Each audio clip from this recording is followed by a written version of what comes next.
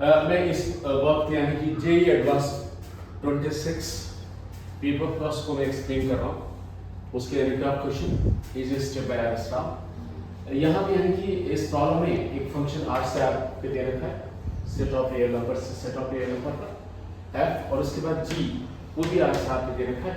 जी x को यहाँ पे डिफाइन कर रखा है जो एक्स एफ एक्स के बराबर है और यानी कि एक्सपीरियंस टू आर।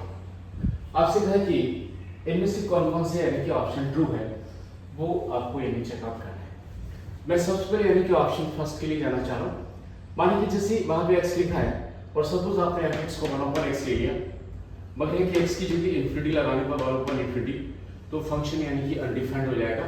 तो यहाँ पे यानी कि कहा कि x 0 के बराबर नहीं है और उसके लिए 1/x इज फिट होगा। उसके बाद यानी कि मान लिया कि f(0) पर फंक्शन वैल्यू 0 है। मैं अगर आपसे कहूं कि f(x) की जगह 1/x वहां gx में पुट करें तो x से कैंसिल आउट होने से gx की वैल्यू 1 हो जाएगी। will happen for x not equals to 0, क्योंकि ये वैल्यू इस कंडीशन के लिए पुट की। और अगर f(0) अगर आपका 0 हो जाता है तो वहां पे भी यानी कि अगर आप यहाँ पे 0 पुट करें तो यहाँ पे 0 0 0 और f(0) की वैल्यू 0 होने से g(0) भी 0 हो जाएगा। अब आपसे कहना चाह रहे हैं कि gx is continuous at x equals to 0, पहला ऑप्शन में लिखा है। ये कंटिन्यूस तभी हो पाएगा कि जब यानी कि limit x tends tending to 0 gx की वैल्यू g(0) के बराबर होगी। अब ये हमें चेकआउट करना है, मगर ये कहना चाह रहे हैं कि लिमिट एक्सटेंडिंग टू 0 gx की वैल्यू यहाँ से आपके 1 के बराबर है, मगर g(0) यानी कि 0 के बराबर है। इसका मतलब यानी कि y is not equals to 0, इसका मतलब ये कभी भी नहीं हो सकता है। और अगर ये नहीं होता है तो इसका मतलब gx is not continuous at x equals to 0। इसका मतलब यानी कि ऑप्शन जो फर्स्ट लिखा है वो यानी कि एक फॉल्स यानी कि स्टेटमेंट होगा। इसके बाद यानी कि ऑप्शन बी के लिए जाना चाह रहे हैं, जहां पे यानी कि f is continuous, if your f is continuous at x equals to 0, continuous I mean that its limit extending to 0, fx यानी f(0) के बराबर होना चाहिए। ये कंटिन्यूटी की डेफिनेशन से मिलेगा। अब यहाँ पे बताना कि क्या g डिफरेंशिएबल होगा at x equals to 0, मगर कि g का 0 पर डिफरेंशिएबिलिटी की ये डेफिनेशन है। इस डेफिनेशन को हमने फॉलो किया। gx के स्थान पर x fx g(0) it is 0 और x minus 0। बाद में चल के यानी इसको ऐसा लिख दिया x ड्रॉप आउट और लिमिट यानी कि एक्सटेंड टू 0 fx। बट ये कहना चाह रहे हैं कि ये हमने यहाँ पे लिख दिया और ये हमारे पास में ऑलरेडी है, इसकी जगह ये आ रहा और ये इसके बराबर है। मगर हमें पता है कि ये वैल्यू इसके बराबर होने पर ये फाइनाइट वैल्यू होगी, तो f(0) एक फाइनाइट वैल्यू है तो g(0) भी एक फाइनाइट वैल्यू होगी।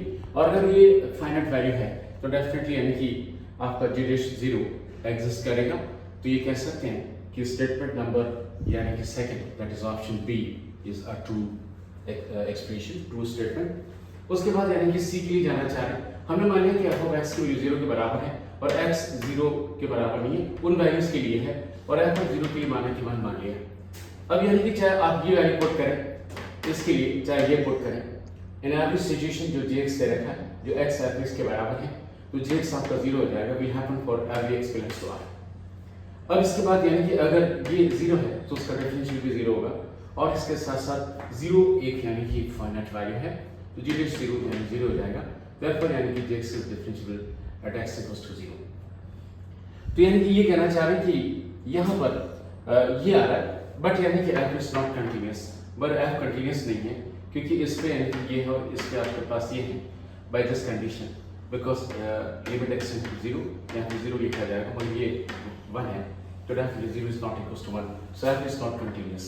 तो यहाँ पर यानी कि ये हो जाता है कि जो स्टेटमेंट नंबर यानी कि आपका जो सी है वो भी यानी कि एक आपका फॉल्स स्टेटमेंट होगा। ऑप्शन नंबर डी के लिए जाना चाह रहे हैं, if this differential at x equals 0, आपको पता है कि डिफरेंशिएबिलिटी की डेफिनेशन कि अगर ये डिफरेंशिएबल है तो g(0) यानी कि फाइनाइटली एग्जिस्ट करना चाहिए। तो मगर डेफिनेशन इसकी ये है, आपने वैल्यू यहाँ पुट कर दी, g(0) की वैल्यू आपके पास 0 है और बाकी आपके पास यहाँ पे कर लिया।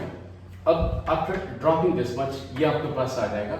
अगर ये अगर डिफरेंशिएबल है तो डेफिनेटली इसकी जो वैल्यू है वो फाइनाइट होगी और एग्जिस्ट करेगी, और मगर ये इसके बराबर है तो इसका मतलब ये भी होगा कि ये भी एग्जिस्ट करेगा फाइनाइटली। इसका मतलब ऑप्शन नंबर डी बी यानी कि एक ट्रू यानी स्टेटमेंट है। तो ये कह सकते हैं ओवरऑल यानी कि statement number 1 A it is false, B it is true, C false and D it is true. तो मीन्स ये कह सकते हैं कि B and D are answer for this question.